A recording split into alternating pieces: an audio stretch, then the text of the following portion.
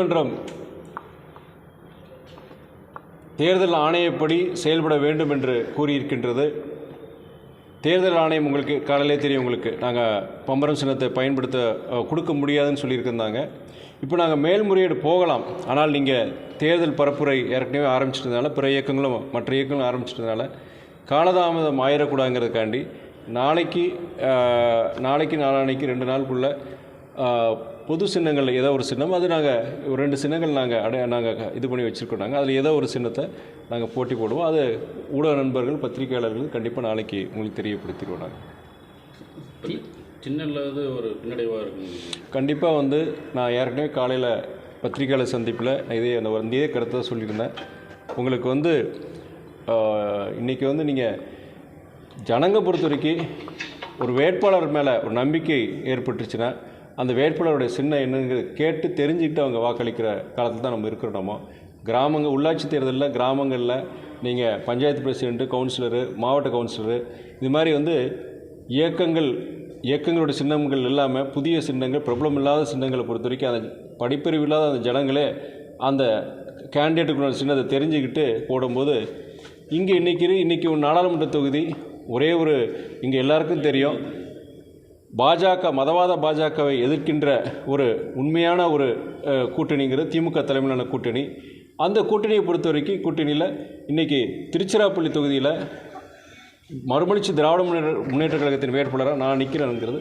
இன்னொன்று என்னென்னா, இந்த சின்னம் குறித்த விஷயங்கள், நல்ல விஷயங்கள், சில சர்ச்சையான விஷயங்கள், அது என்னென்னா சமீபத்தில் சில நாளாக திருச்சி தொகுதி முழுவதும் உங்களை மாதிரி ஊடக நண்பர்கள் மூலிமா இங்கே மதிமுக போட்டி போடுது, இங்கே துரைவைக்கு போட்டி போடுறங்கிறது எல்லா ஜனங்களுக்கும் தெரிஞ்சு போச்சு. அதனால் சின்னங்கிறது என்னங்கிறது பெரிய விஷயம் கிடையாது. அதுவுமே எங்களுடைய கூட்டணி தலைமை திமுகவுடைய ஐடி விங் உங்களுக்கு தெரியும், தமிழ்நாட்டில் மாத்திரம் கிடையாது, இந்திய நாட்டிலே powerful one of the most powerful IT wings இருக்கிறது திமுக அந்த இயக்கத்துக்கு தான்.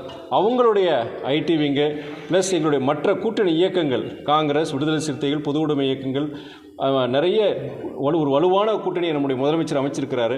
கூட்டணி அந்தவுடைய வலுவோடு நாங்கள் கண்டிப்பாக இந்த சின்னத்தை மிக எளிதில் 24 மணி நேரத்தில் நாங்கள் விஷயத்தில், ஏன்னா இன்றைக்கி 15 லட்சத்துக்கு மேற்பட்ட வாக்காளர்கள் இருக்கிறாங்க. 90 விழுக்காடு எல்லாருக்கிட்டையும் செல்ஃபோன் இருக்குது. இன்றைக்கி டிஜிட்டல் உலகத்தில் இருக்கிறோம். நாங்கள் மிக எளிதில் போய் சேர்த்துறோம். இன்னொன்று என்னென்னா, மக்கள் ஒரு முடிவு எடுத்துட்டாங்க, மறுபடியும் மதவாத பாஜகவுக்கு வாய்ப்பளிக்கக்கூடாதுங்கிறது ஒரு முடிவு எடுத்துட்டாங்க. ஏன்னா தமிழ்நாட்டை தொடர்ந்து ஒரு வஞ்சிக்கிற ஒரு ஒன்றிய பாஜக அரசை நம்ம பார்த்துருக்கோம். சமீபத்தில் நடந்த நம்முடைய மிக்ஜாம் புயலாக இருக்கட்டும், இல்லாட்டி தென் மாவட்டங்களில் நடந்த வெள்ள பாதிப்பாக இருக்கட்டும், கிட்டத்தட்ட 37,000 கோடி தனிநபர் சொத்துக்களும் பொது சொத்துக்களும் நாசமாக இருக்குது. ₹1 கூட கொடுக்கல. தொடர்ந்து நீங்கள் மதுரை எய்ம்ஸாக இருக்கட்டும், நீங்கள் சென்னை மெட்ரோ ரயில் இருக்கட்டும், தமிழ்நாட்டுக்கு கொடுக்க வேண்டிய நிதியாக இருக்கட்டும், இல்லாட்டி திட்டங்களாக இருக்கட்டும், ஒன்றிய அரசு பாரபட்சமாக செயல்படுது. அதே நேரத்தில் இந்த மாதிரி இதில் மக்கள் ஒரு ஆத்திரத்தோடு இருக்கிறாங்க.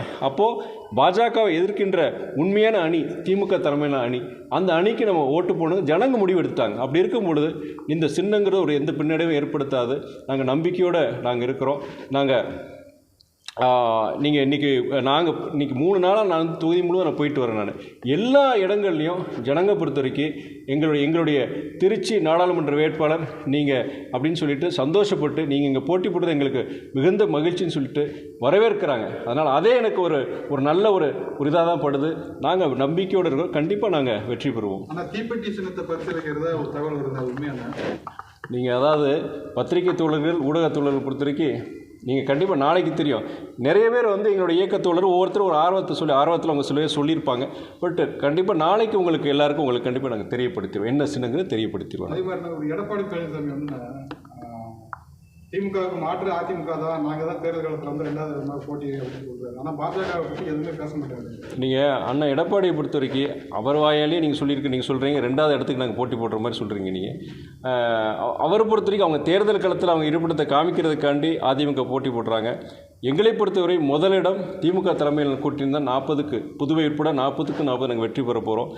நீங்கள் அதிமுக பொறுத்த வரைக்கும்னா அவங்க கடந்த சமீபத்தில் வரைக்கும் அவங்க பாஜக கூட்டணியில் இருந்தாங்க. சில சர்ச்சைக்குரிய சட்டங்களை நிறைவேற்றல அவங்களும் அதுக்கு உடந்தையாக இருந்தாங்க. மக்களுக்கு முதல்ல அவங்க மேலே ஒரு நம்பிக்கை ஏற்படலை.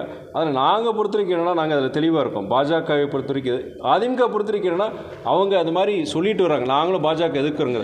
எவ்வளோ தூரம் எதிர்க்கிறாங்க, உண்மையிலே அந்த எதிர்ப்பில் வந்து அவங்க கடைசி வரைக்கும் நிற்பாங்களா, இல்லை தேர்தல் முடிஞ்ச பிறகு மறுபடியும் பாஜகவோட அவங்க சேருவாங்களாங்கிறது எல்லா ஜனங்க மத்தியில் எல்லாருக்கிட்டையும் ஒரு சந்தேகம் இருக்குது. திமுக கூட்டணியில் இருக்கீங்க, ஏதோ ஒரு சின்னத்தில் நிற்கிறதுக்கு பிரசக்தமான சின்ன அந்த உதயசூரன்லேயே நிற்கலாம்.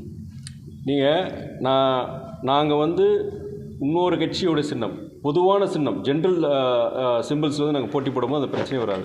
இன்னொரு இயக்கத்துடைய சின்னத்தில் நாங்கள் போட்டி போடணும்னா எங்களுடைய இயக்கத்திலேருந்து நான் ராஜினாமா பண்ணி அந்த இயக்கத்தினுடைய உறுப்பினர் ஆகி அந்த இயக்கத்தினுடைய சின்னத்தில் நான் போட்டி போடலாம். இது வந்து இதில் சட்ட சிக்கல்கள் நிறைய இருக்குது. சட்ட சிக்கல்கள் இருக்குது, வேறு மாதிரி பிரச்சனைகள், இரு இயக்கங்களுக்கும் பிரச்சனைகள் வரலாம். பல்வேறு சில விஷயங்களுக்காண்டி அதை கருத்தில் கொண்டு தான் நாங்கள் பொதுவான ஒரு சின்னத்தில் நாங்கள் போட்டி போட போகிறோம். பிஜேபியில் உள்ள கூட்டணி கட்சிகளும் அவங்க சின்ன இருக்கிறாங்க, ஆனால் மற்ற கட்சிகளுக்கு இப்போ எதிர்கட்சி இந்த மாதிரி இருக்கலாம் சின்னமே.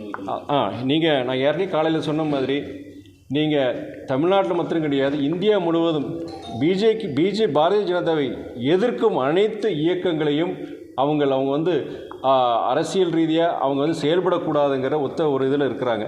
நீங்கள் டெல்லியில் பொறுத்த வரைக்கும் நீங்கள் ஆம் ஆத்மி கட்சி, நீங்கள் வந்து அவருடைய முக்கிய தலைவர் கைது செஞ்சுருக்கிறாங்க. அவருடைய தலைவர் அரவிந்த் கெஜ்ரிவாலை கைது செய்திருப்பாங்க. அது அமலாக்கத்துறை மூலிமா, என்ஃபோர்ஸ்மெண்ட் டைரக்டர் மூலிமா தவறான பொய் வழக்கு போட்டு கைது பண்ணியிருக்கிறாங்க. காங்கிரஸை பொறுத்த வரைக்கும் இன்கம் டேக்ஸ் மூலிமா வந்து அவங்களுடைய அக்கௌண்ட்டை ஃப்ரீஸ் பண்ணியிருக்காங்க. இன்றைக்கி முக்கியமான இந்த தேர்தல் நேரத்தில் அவங்களுக்கு தேர்தல் செலவுகளுக்கே ஒரு பெரிய ஒரு நெருக்கடியை உருவாக்கியிருக்கிறாங்க. அதேமாதிரி தமிழ்நாட்டில் நீங்கள் பார்க்குறீங்க, நாங்கள் மாத்திரம் கிடையாது, விடுதலை சிறுத்தைகளுக்கு அதே மாதிரி தான் அந்த பானை சின்னத்தை இனி உறுதி செய்ய முடியல.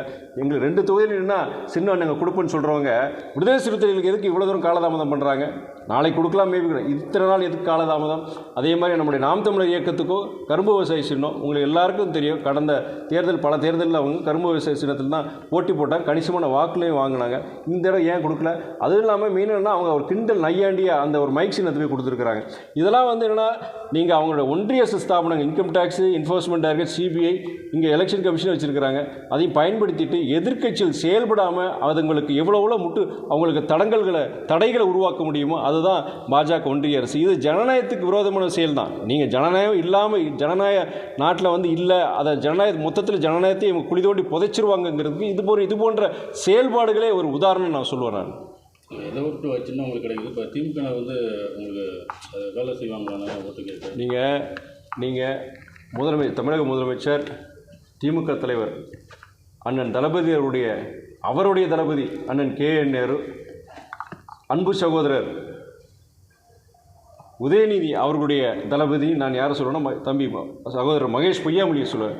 இந்த 2 தளபதிகளும் நான் இங்கே ஜெயிக்கணும்னு சொல்லிட்டு அவங்க இது பண்ணிகிட்ருக்காங்க. நேற்று கூட சகோதரர் மகேஷ் பொய்யாமொழியுடைய அவங்களுக்கு உட்பட்ட அந்த தொகுதிகளை பொறுத்த வரைக்கும் தேர்தல் பரப்புரை அவங்க நிர்வாகிகள் சந்திப்பு, கிட்டத்தட்ட பல்லாயிரக்கணக்கான திராவிட முன்னேற்ற கழக தோழர்கள் என்னை வரவேற்று ஆரவாரம் பண்ணி என்னை வரவேற்று நான் கண்டிப்பாக வெற்றி பெறுவேன் என்கிற நம்பிக்கையோடு நேற்று அவங்க எல்லாரும் அப்படி பேசினாங்க. ரொம்ப கிட்டத்தட்ட நேற்று 3-4-5 இடங்களுக்கு நான் போயிருந்தேன். நான் எனக்கே ஆச்சரியமாக இருந்தது. அவ்வளோ அவங்க எதுக்காண்டினா, நம்முடைய முதலமைச்சர் கூட்டணி தலைமை அவங்க சொல்லியிருக்காங்க, 40 இடம், புதுவை உட்பட 40 இடத்துலையும் வேட்பாளர் யாருன்னா திமுக வேட்பாளர் வந்து மு.க. ஸ்டாலின் சொல்லியிருக்கிறார். கூட்டணி இயக்கமாக இருந்தாலுமே நம்ம அங்கே பொறுத்தவரைக்கும் நீங்கள் திமுக நான் நிற்கிற மாதிரி நினச்சி நீங்கள் வேலை செய்யணும்னு சொல்லிட்டு அவங்க அழுத்தம் திருத்தமாக சொல்லியிருக்கிறார். அவருடைய கட்டளையின் அடிப்படையில் நீங்கள் திமுக பொறுத்து இங்கே திருச்சியில் அதே மாதிரி தான். அதனால் அது ஒரு அன்னைக்குடைய சம்பவத்தை கடந்து போக நான் ஏற்கனவே சொல்லியிருக்கிறேன். அதுக்கப்புறம் அண்ணன் நேரு அவர் தான் அன்றைக்கி நான் வேட்புமனு தாக்கல் பண்ணும்போதும் அன்றைக்கி 2-3 முக்கியமான இடங்களுக்கு எனக்கு வாக்கு சேகரிக்க கூட வந்தார். அது மாத்திரம் இல்லாமல் அன்றைக்கி வேட்புமனு தாக்கல் பண்ணும்போது மாவட்ட ஆட்சியர் அலுவலகத்துக்கு வாசல் வரைக்கும் என்னை வழி அனுப்பிச்சிட்டு வந்தார். ஸோ அதெல்லாம் நீங்கள் கடந்து எதிர்க்கட்சிகள் இந்த நேரத்தில் சும்மா குழப்பத்தை உருவாக்குறதுக்கும் எங்களுக்குள்ள ஒரு கசப்புத்தன்மையை இது பண்ணுறதுக்கும் அவங்க சில இதில் பேசுவாங்க, செய்வாங்க. அதெல்லாம் கடந்து ஒரே ஒரு இலக்கு தான், ஒன்றியத்தில் பாஜகவின் ஆட்சி அகற்றப்பட வேண்டும். அதை நாங்கள் ஒத்த கருத்தோடு இருக்கிறோம். நாங்கள் அடுத்து எங்களுடைய இலக்கு வெற்றி தான். அதை நோக்கி எங்களுடைய பயணம்.